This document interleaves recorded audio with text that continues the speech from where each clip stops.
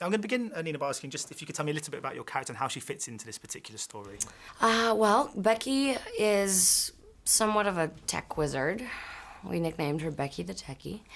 And she's Xander's right-hand woman. She handles all the gadgets, not handles the guns, but knows about the guns and hands them to the people who know how to use them better. And is kind of awkward and socially strange and talks too much, kind of like I do right now. She's just a lot of fun. I love playing her. She's so different than anything I've done before, and I got to improv a lot on this film, so it was a blast. Because DJ was saying that he wanted all the different actors to implement a lot of their own personalities into the character. So do you share similarities? Are you quite technologically savvy? I mean, I think he meant in terms of personality we're like our characters, not necessarily in our abilities. I maybe actually Ruby Rose is apparently a very good sniper after doing the training that she did. Deepika is an ass kicker, but I barely know how to turn on my iPhone. There's a button on the side. Thank you. That's just on the top. No, the side, that's the volume. I would have been playing with that for hours. But like, he told me it was on the side. Why won't this thing turn on? But in terms of somewhat like talking too much, like I said, and being clumsy, I'm a lot like my character in that way. Because the movie's kind of crafted in such a way that you never really know who to trust. I was wondering if you had that experience when you were reading the screenplay, if you constantly were thinking, am I actually playing a good guy here or a bad guy? Well, to be honest with you, I wasn't allowed to read the script for a very long time. I had to audition and they blacked out my other lines, and they don't give you a script until you get on set. They were super secretive. So I didn't know who was playing what at the very beginning until I got to set. Is that quite normal to have that approach? Have you done that before? Or? I think on this kind of a film of this magnitude, when it's a big action movie like this, it's apparently very common. Harry Potter, I've been told is like that too, and other projects of that magnitude, but this is my first one, so I thought it was pretty crazy, but I understand that they're afraid of things leaking. And is it quite helpful, do you think, coming onto a project that is a kind of has an established tone and a big fan base, or can that sometimes be a bit suffocating for an actor when you kind of know what's expected of you already?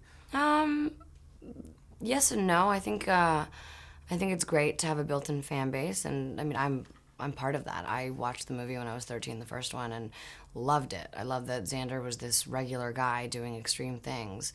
In fact, he's a criminal that the government recruited. He's not just a regular guy. And he was doing all these extreme sport things that we hadn't seen before. It was very innovative and new, and I felt like, oh, maybe I could do that if he can do that.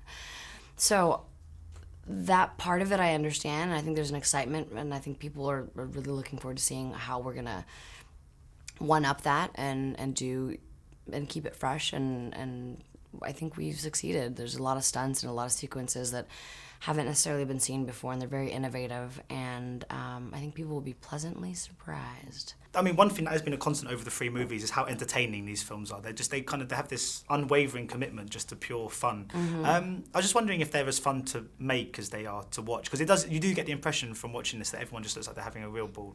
It's probably more fun to when we made it than it even is to watch. I mean, I definitely, when I'm watching the film, get to relive a lot of the experiences, and I remember the days that we were shooting. But we shot this for 5 months. It took a very long time. We all became very close. We all pranked each other a lot.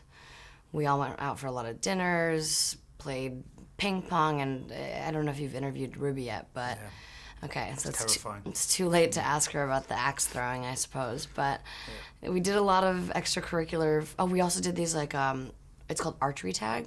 They put like a giant marshmallow at the front of the arrow so that it doesn't impale anybody, and you go on two separate teams in this giant place, and they turn off the lights and it's all glow in the dark, and you're like Katniss Everdeen from Hunger Games. It's so fun. But yeah, we had a blast. We truly, I couldn't have had more fun. I could not believe that somebody was paying me to be doing this stuff. Coming up, I mean, you've got a couple of really exciting projects. Is it Crash Pad with Domhnall Gleeson is one.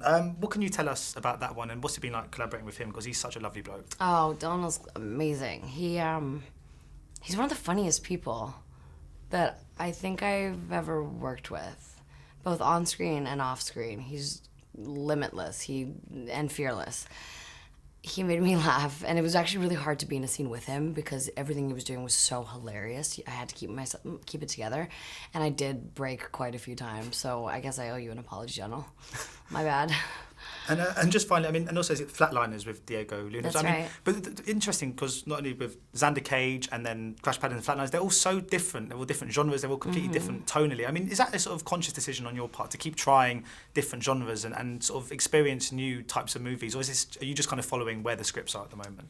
No, it's definitely a conscious decision. I think it's just as important to make good choices and the right choices for your career at the time that you're making the choices as it is to put in a good performance. I came off of a very popular TV show, and I was known for one thing, and so my departure, my journey from that point until now has been to choose things that are different so that people can see me in a different light, and hopefully broaden the perception and open doors and other opportunities for future projects. But it'll just, I mean, I've done now an action movie, a straight comedy, and a thriller. So hopefully next we'll do a romantic comedy, a period piece. I kind of want to do everything at some point.